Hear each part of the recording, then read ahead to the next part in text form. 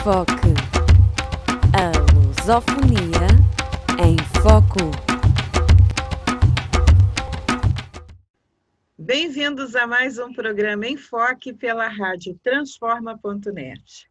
Hoje a nossa convidada especialíssima é a professora Ana Rosa, que atua na Sala de Recursos do Centro Interescolar de Línguas em Brasília, no Colégio Elefante Branco.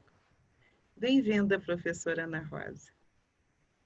Obrigada, boa tarde. Bem-vinda ao Enfoque mais uma vez. É um prazer estar consigo, professora Ana Rosa. Boa tarde, Henrique. Boa tarde, Lorelai, e a todos que escutam. Muito bom.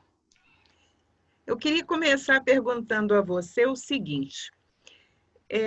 Nós a convidamos pelas suas qualificações, evidentemente. Você é formada em letras, atua no ensino de inglês, espanhol, francês e alemão no Centro Interescolar de Línguas, não é?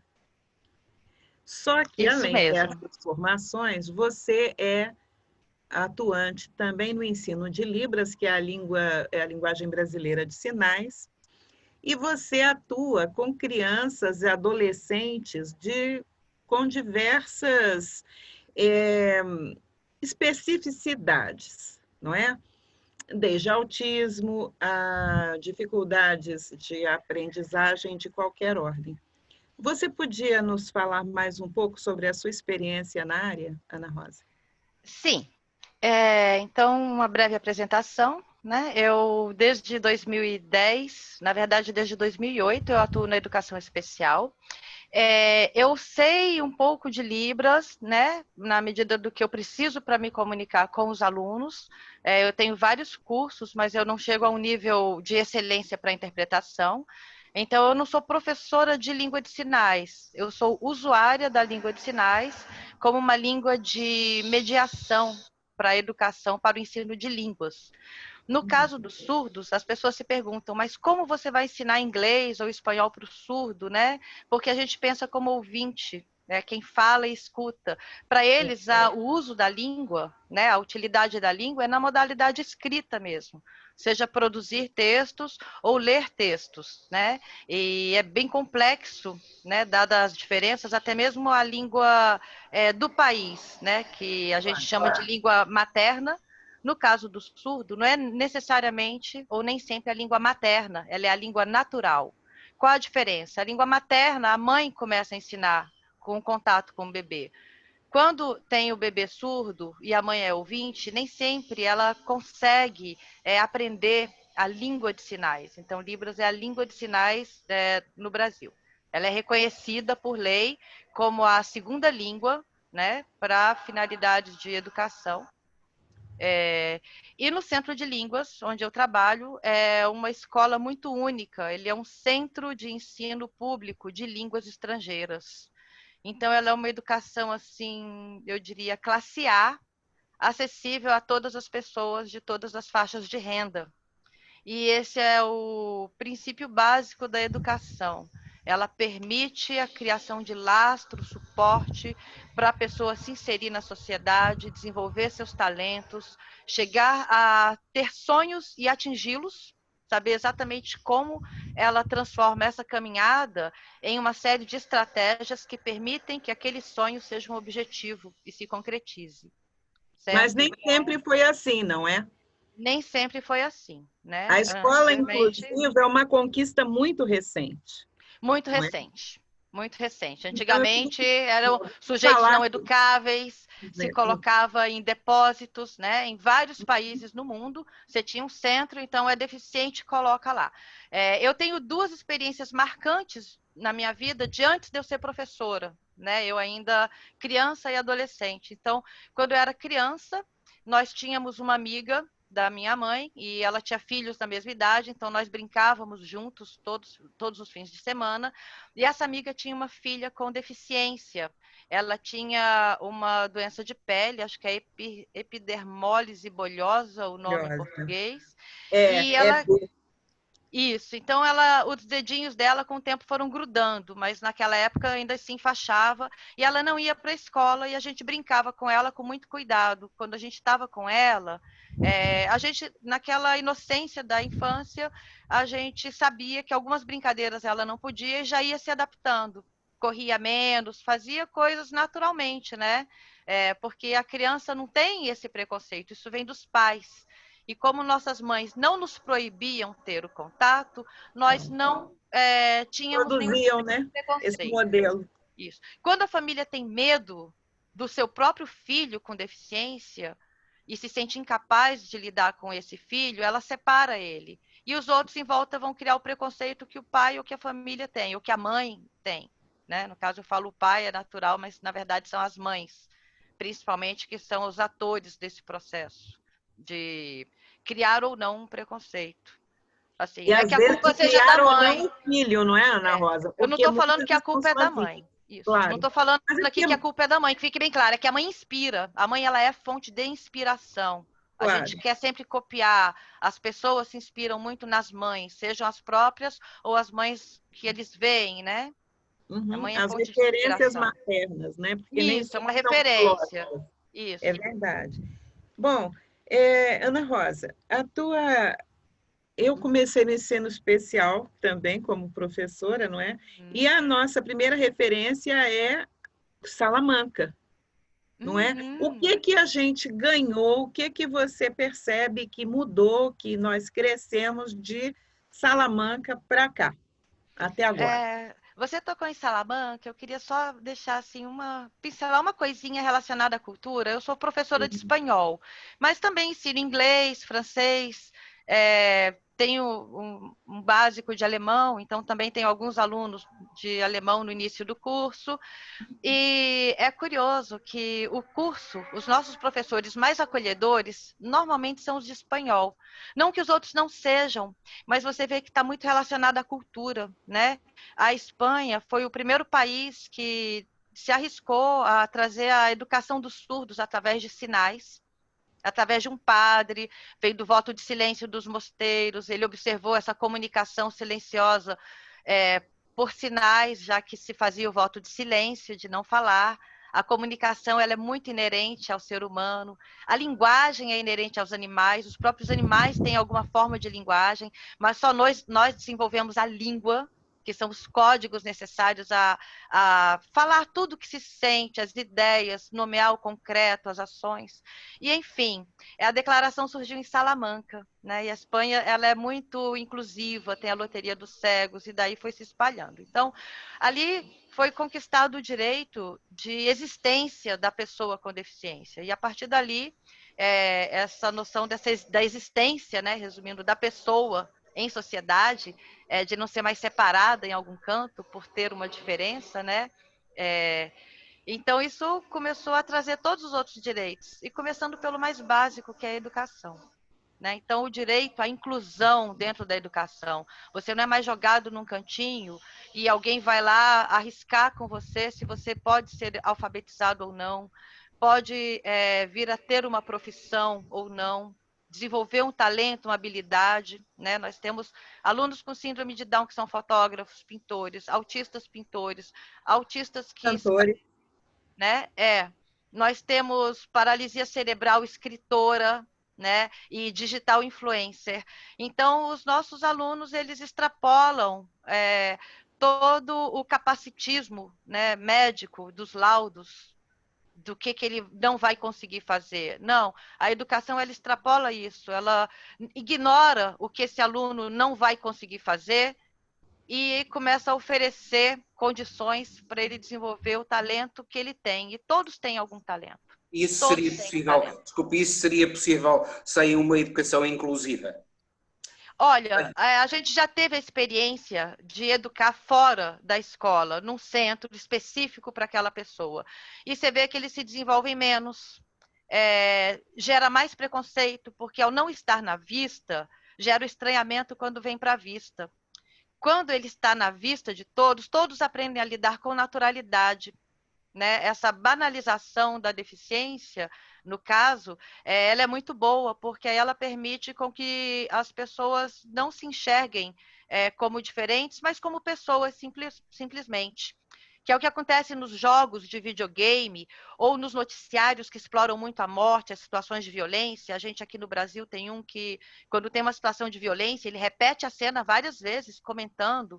Então, se banaliza a morte, se banaliza a violência. E as pessoas aceitam.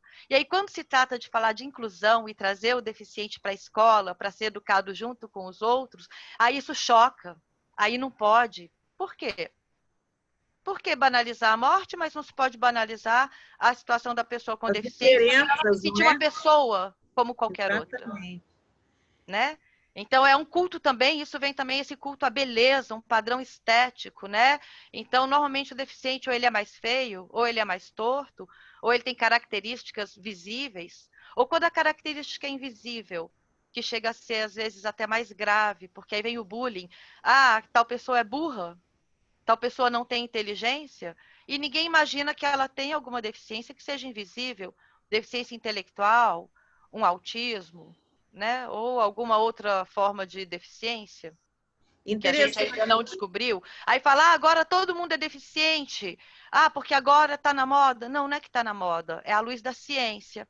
Quanto mais você pesquisa e mais você entende, isso ajuda os outros a entender o esquisito, e o esquisito, né, tudo entre aspas, a se entender, e então a saber como se comportar, a construir uma identidade positiva, e aí sentir vontade de desenvolver seus talentos, né?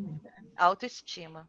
Interessante, pegando o gancho que você falou, que no jardim de infância, uma vez eu tinha aluno Down, eu tive alunos autistas, e tudo junto e misturado, junto com os outros. E quando a gente perguntava se tinha alguém diferente na escola, então, eles não sabiam identificar.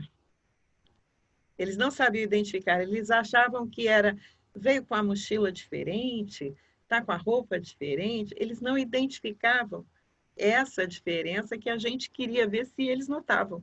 Não eram eles que notavam, não é? Exatamente. Então, a gente planta muito isso na cabeça dos alunos, né? E com a inclusão, você acha que nesses anos que você atua, você notou que isso também se percebeu com os alunos ditos normais? Sim, muitas vezes. Inclusive, uma das cenas que mais me chamou a atenção foi um aluno que eu tive, onde ele tinha todos os estigmas da exclusão. Ele era negro, de família pobre, deficiência múltipla, né? Então, ele tinha deficiência física, mais a deficiência intelectual, e ele tinha convulsões, ele tomava uma medicação que fazia com que ele babasse muito. E a baba traz muita contaminação e doença. Então, a gente teve que ensinar ele a andar com a toalhinha aqui no ombro, e aí ele mesmo fazia assim. E os alunos, com o tempo, já não enxergavam mais. Teve uma vez que ele chegou atrasado para a prova oral. A gente tem prova oral na escola, né? E os alunos estavam na vez, esperando do lado de fora, e olharam para ele e falaram, e aí, Luiz, beleza, cara? E ele lá, beleza, aquele jeito de jovem. Você já tem com quem fazer a prova? Não? Ah, então senta aqui com a gente que a gente vai fazer daqui a pouco e bora treinar. De uma naturalidade que parecia assim que ele não tinha nada daquilo, né? Sim, da deficiência. E o que eu vejo também é que eles se desenvolvem mais no contato. Parece que cresce mais a capacidade de ler, entender, se comunicar, se aceitar, muito mais do que quando está isolado num centro só com pessoas com deficiência. Mas há uma argumentação que é feita que normalmente essas pessoas atrasam o crescimento dos mais avançados, que os mais inteligentes, os mais capazes, muitas vezes não progredem tanto como podiam, precisamente pela existência desses colegas que têm de ser incluídos, digamos assim. Isso é verdade? Bom, aí é uma verdade bem relativa. Então, se a gente for num pensamento bem simplista, né, realmente a presença daquele aluno, se o professor ele não tem consciência de que ele tem que estar preparado e não ficar naquela desculpa de eu não estou preparado, mas entender que a partir do momento que ele optou pela carreira de professor, ele optou por lidar com gente. E gente é gente. Não interessa de que maneira, em que família e em que condições físicas a pessoa nasceu. Então, desse ponto de vista bem simplista, se ele tem um atraso cognitivo, ele vai acabar também a aula sendo mais lenta e atrasando os outros. Só que quando você tem os apoios necessários, a sala de recursos na escola, um professor especialista, que ele não é só um reforço do aluno especial, mas ele tem reforço do aluno especial, ele tem um momento na coordenação com os professores, ele tem também um momento onde ele está com a gestão da escola, e aí o professor vai aprendendo como preparar a aula, incluindo aquele aluno, né? E sem atrasar os outros. E muitas vezes tem o aluno que é aluno anjo, ele senta junto com aquele colega e ajuda aquele colega. E aí, por isso, a legislação prevê também as adequações de tempo. Aquele aluno ele não precisa terminar tudo no mesmo tempo dos outros ali na sala de aula. E se os outros têm que fazer 10 questões, ele pode fazer 3, por exemplo, e com 3 o professor já dá a menção dele, porque 3 é o que ele conseguiu.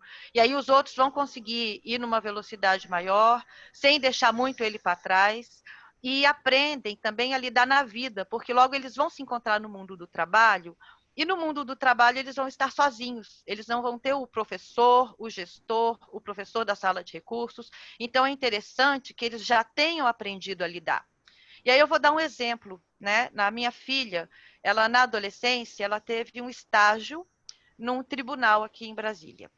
E tinha um desembargador, né, na área, que uma vez pediu para falar com ela, porque chegou um colega com paralisia, ele era de cadeira motorizada, ele tinha tetraplegia, e ninguém sabia se podia dar bom dia para ele ou não, porque ele realmente era bem comprometido e era estagiário também.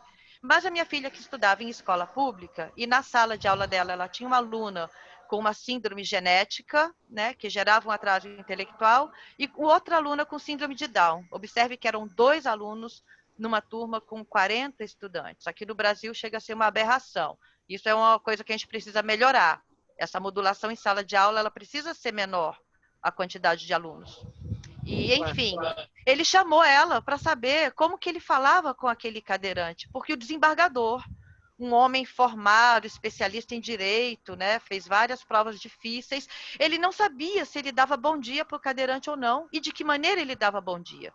E eu tenho aqui relatos, né, eu até separei aqui, dos outros alunos, depois de 10 anos, isso foi do ano passado, então depois em 2008, nós começamos a ter os alunos em sala de aula. Então, depois de 11 anos de educação inclusiva, relatos dos alunos que não têm laudo, que são ditos os neurotípicos, né? Não são os neuroatípicos, são aqueles alunos desejados, né? Inteligentes, normais, todas as suas funções, e eles dão depoimentos emocionantes de que eles se sentem acolhidos e seguros numa escola que é inclusiva. Porque se tem aquele aluno que é tão deficiente, que tem tantas limitações, e ele pode estar ali e também estudar, se alguma coisa acontecer com eles, eles têm segurança de que aquela escola ela é acolhedora.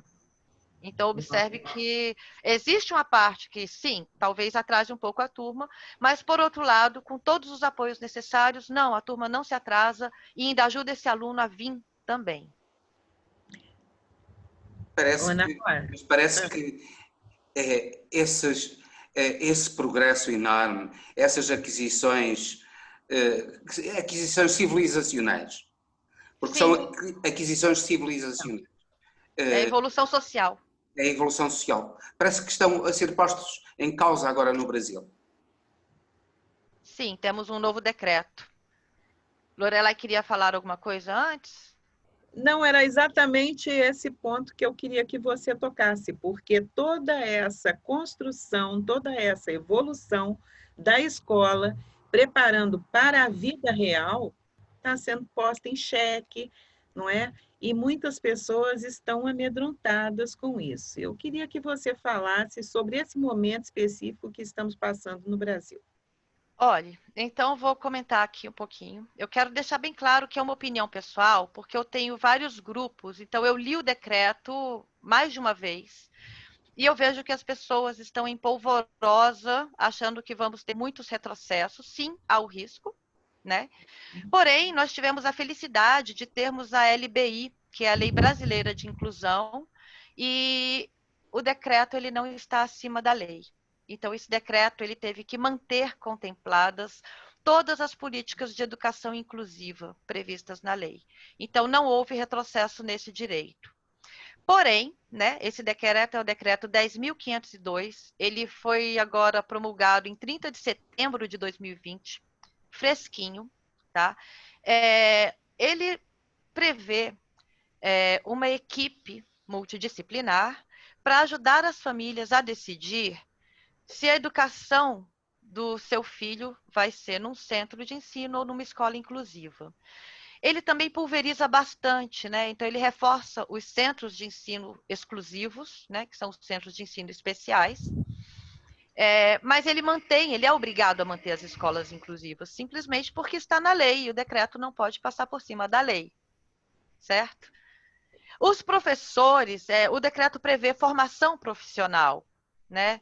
Mas ele não prevê, assim, em nenhum momento toca naquele ponto de que o professor é responsável pela sua formação. Isso é uma coisa que está implícita, isso é uma inferência que nós fazemos e que nós, como sala de recursos, sempre colocamos nas coordenações coletivas. Nós trazemos a formação, nós trazemos a lei, nós estudamos tudo que eles não têm tempo de estudar e trazemos para ele. E ainda temos que ter todo o conteúdo que eles dão, porque também damos o reforço para o aluno. E temos que conhecer a lei e também temos que saber a administração, gestão, porque nós também temos que atuar junto com os gestores. Os gestores têm que ter na cabeça que a escola ela é inclusiva. Ele não pode decidir qual aluno ele vai matricular e qual aluno ele vai recusar a matrícula. Então, as matrículas não podem ser recusadas, porque está na lei. Esse decreto não conseguiu isso. Mas ele tenta, toda vez, tudo que você vai lendo, você vê que está na entrelinha uma tentativa de demover as pessoas, de tirar da escola, da educação inclusiva, junto com todos os outros, e botar num centro, porque vai ser mais fácil, vai ser mais adequado para o aluno. Só que a zona de conforto ela é perigosa. A zona de conforto, ela leva você a uma situação onde você para de evoluir. Então, não há evolução econômica. E a educação inclusiva, ninguém fala isso, só para eu concluir aqui, a educação inclusiva, ela traz um grande ganho na economia, porque ela insere no mercado de trabalho pessoas que, a princípio, iam ficar sempre gerando um custo lá no centro. O Estado vai estar sempre tendo que botar dinheiro. Não. Na educação inclusiva, as pessoas aprendem a conviver, as pessoas passam a se sentir orgulhosas quando no seu espaço de trabalho também tem outra pessoa com deficiência, seja no mercado, seja num hospital, seja, né, num comércio, seja num tribunal. Nosso tribunal aqui tem pessoas com síndrome de Down contratadas e a gente se sente orgulhoso, a gente se sente bem, porque praticar o bem faz bem, certo? Então, aquela pessoa está tendo um salário. Eu tenho aluna que comprou tablet e notebook com o salário que ela ganhou trabalhando em hospital. E o que dá para ela uma sensação, e dá uma sensação enorme de prazer, né? Porque exatamente, eu consegui por mim, não foi ninguém que me deu, né? Eu consegui. E ela administrou o dinheiro, né? Exatamente. Então, assim... Mas eu sei explicar uma coisa, porque eu trabalhei num centro de ensino especial e eu via uma coisa. No centro de ensino especial existia piscina, existia ecoterapia, existia fisioterapia, existia fonoaudióloga, existia psicóloga, além da sala regular, que só tinha alunos com deficiência. Tá bom? De todo nível, leve, moderada, severa, múltipla, de todo tipo. Bom, você tocou num ponto importantíssimo, Lorelai. Eu vou esperar você concluir e aí eu comento. Aí é que está que eu acho. Porque os alunos eram colocados lá de manhã. E eles saíam às 6:30 da tarde.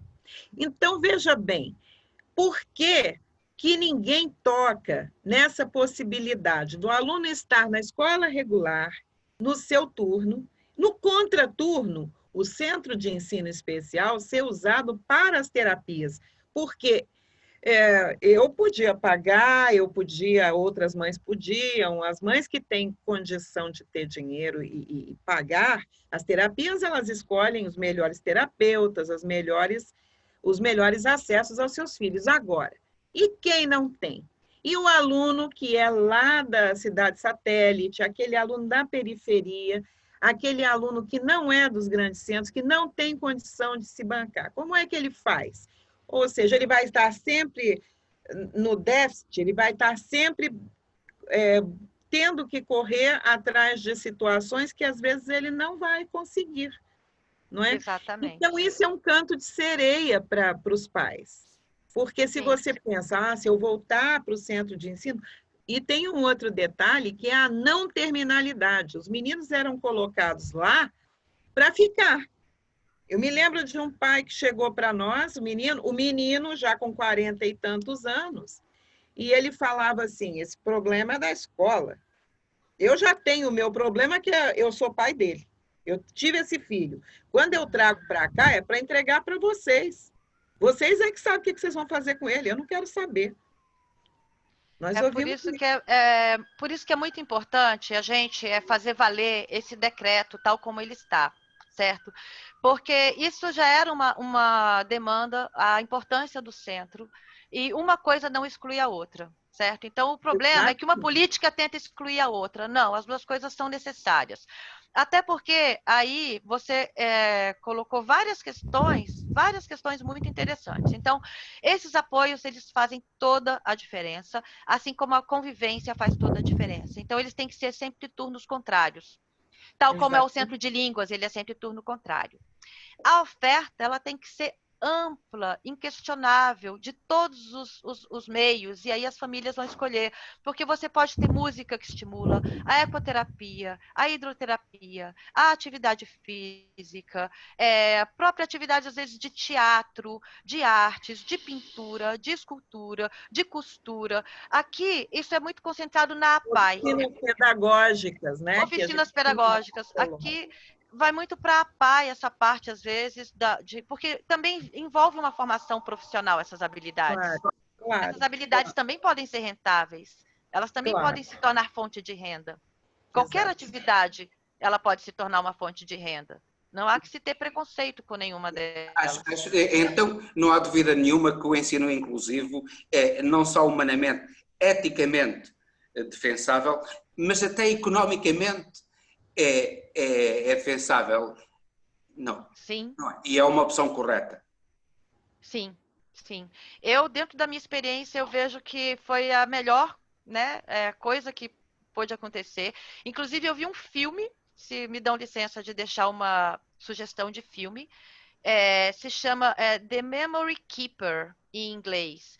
Aqui no Brasil foi traduzido como O Guardião de Memórias. Tá? Eu esqueci agora o nome do diretor, né? Mas você acha fácil, é a história de um médico que teve, ele era obstetra e ele fez o parto da própria esposa, que teve gêmeos. Um menino, a menina teve síndrome de Down e o menino nasceu normal. Isso lá pelos idos dos anos 60, a história se passa nos Estados Unidos e é baseada em fatos reais, certo? Então ele mentiu para a mãe que a criança com síndrome de Down tinha morrido, e deixou ela só com o filho que nasceu normal, porque ele não queria ser pai de um menino com síndrome de Down, de uma criança com síndrome de Down, e ele manda levar ela para o centro. Naquela época tinha centros nos Estados Unidos onde as pessoas com síndrome de Down eram deixadas, tá? E essa é a história de como começou a luta pela educação inclusiva. A pessoa que pegou essa criança, ela desistiu de deixar no centro, ela tinha a missão de deixar no centro, e ela fugiu com a criança, e ele percebeu que a pessoa nunca mais voltou, e ele desconfiou. E ele foi atrás, então ele descobriu que a filha estava viva. E essa mãe passou a luta em tribunais nos Estados Unidos, lutando porque as matrículas eram recusadas. Até que uma escola foi obrigada pela justiça a matricular a criança com síndrome de Down, já naquela época uma menina quase adolescente, e ela passou a ir para a escola como todos os outros, para a escola regular, não era um centro especial. Aquela mãe foi a primeira pessoa que viu o horror que se fazia com os centros. Os centros melhoraram muito e agora eles não são depósitos de pessoas com deficiência, eles agora são centros realmente de apoio, mas uma coisa não exclui a outra. O apoio não é a educação, o conteúdo que eles precisam em termos de língua, matemática, conhecimento de história. O conhecimento da história é muito importante, de geografia, de introdução às ciências. Tudo isso é uma base que vai trazer outras profissões, né? E temos várias outras que já deveriam estar na escola e não estão, como educação financeira, empreendedorismo. Várias outras deveriam estar no currículo. A gente teve oportunidade em 2008, quando começou a ser construída a BNCC, perdemos, mas a educação não é engessada, isso continua. Então, essas discussões se fecham e se abrem constantemente, porque é necessário. E como é que vai a educação no Brasil neste momento? Do modo geral, e sobretudo neste momento de Covid, em que a Covid está a limitar a vida de professores e de alunos. Como é Sim, que... a educação, nesse momento, no Brasil, ela está sendo posta em xeque, ela sempre foi, mas nesse momento ela tem sofrido mais, né? Essa questão desse decreto, e ele prevê muitas coisas boas para os surdos, mas são coisas que é preciso também colocar à luz, as consequências futuras. Isso é como um jogo de xadrez. Cada movimento que se faz aqui, ele pode ter N consequências, né? Então, a educação está sofrendo bastante, está tendo cortes de verbas, está sofrendo essa pressão, né, para a educação inclusiva, mas mais ou menos, né? Vamos tentar botar num centro, tem ainda essa pegada disso vai ser melhor, né? A pessoa com deficiência é como se fosse um coitadinho. Ela tem uma capacidade limitada e não se enxerga como um ser humano que vai ter aí uma condição limitante, seja física, na falta de algum membro, ou na paralisia de algum membro, ou seja ela mental, emocional. O Brasil está tendo recordes de casos de depressão e transtornos diversos, né? Por conta de uma questão de insegurança. A ansiedade, por exemplo, é muito relacionada a medo. E neste momento, no Brasil, tudo que a gente tem é medo. É medo do futuro, é medo das situações econômicas que estão instáveis, é medo dessas questões de inclusão e exclusão, porque tem crescido esses discursos de ódio e segregacionismo, racismo que é negado, mas você está vendo que está vindo à tona, preconceitos diversos. Isso faz com que a sociedade não seja segura. E, na verdade, para ninguém, né? Então, é preciso não desistir, é preciso olhar esse decreto com atenção, é preciso observar que trabalho que essas equipes, o que está previsto nesse decreto, não sei se comentei, as equipes que vão acompanhar as famílias e ajudar as famílias a decidirem se a educação vai ser inclusiva ou num centro. E isso eu penso, na minha opinião, que não há que se questionar. A educação tem que ser feita na escola, mas o centro tem que continuar existindo, porque tem gente que precisa do centro. E em algum momento vai haver uma defasagem da idade escolar, principalmente nos casos das deficiências intelectuais, onde a cabeça é muito infantil, mas o corpo ele já é castigado pelos anos, certo? Então, é preciso que isso exista também, né? Mas não se pode tirar da educação inclusiva.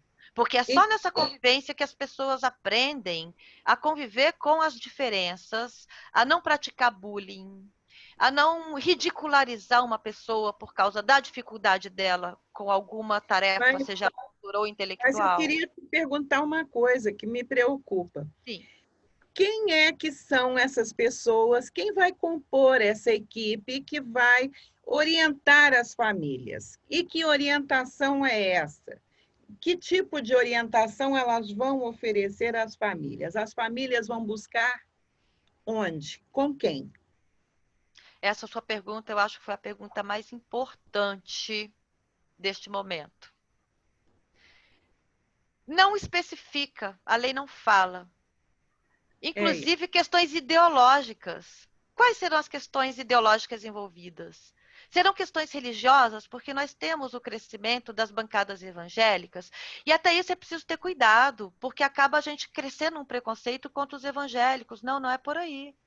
Existem muitos evangélicos que são sérios nas suas crenças, nas suas pregações e respeitam as outras crenças. Mas quem são essas pessoas? A gente não sabe. Então é aí onde a gente vai ter que colocar uma lupa e todos os nossos olhares. Como vão ser montadas essas equipes? Como que vai ser feita a regulamentação disso? Não se falou nada ainda e é o que temos que acompanhar agora e colocar no debate. Agora é onde nós vamos ter que, assim, nos cansarmos mesmo de estudar, debater, fazer lives, questionar. E não só questionar, mas trazer à luz reflexões, analisar o que está aqui na entrelinha, que futuro queremos, que consequências isso pode ter ou não. É como um jogo de xadrez mesmo. O xadrez deveria estar nas escolas desde pequenininhos. Porque assim a gente aprende a desenvolver esse raciocínio de consequência, causa e consequência. Isso ajuda a gente a planejar as coisas e aí ter menos medo e analisar as coisas com um olhar mais sensível, mas também mais crítico. Ótimo. Olha, nós estamos a aproximar-nos do fim, temos muito pouco tempo, mas foi curta, mas extremamente rica esta nossa entrevista. Extremamente rica. Para mim, eu senti-me extremamente enriquecido com isso e estou certo que quem nos vê, quem nos ouve, também se enriqueceu bastante. Diz, Lorelai. Eu queria, então, agradecer a você, Ana Rosa, pela sua disponibilidade e agradecer a quem nos segue nas redes sociais, que nos curta, pedindo, né, que nos curta, que faça seus comentários, mande perguntas e estaremos aqui, possivelmente uma próxima vez, para esclarecer as dúvidas que surgirem. Muito obrigada e até o nosso próximo programa.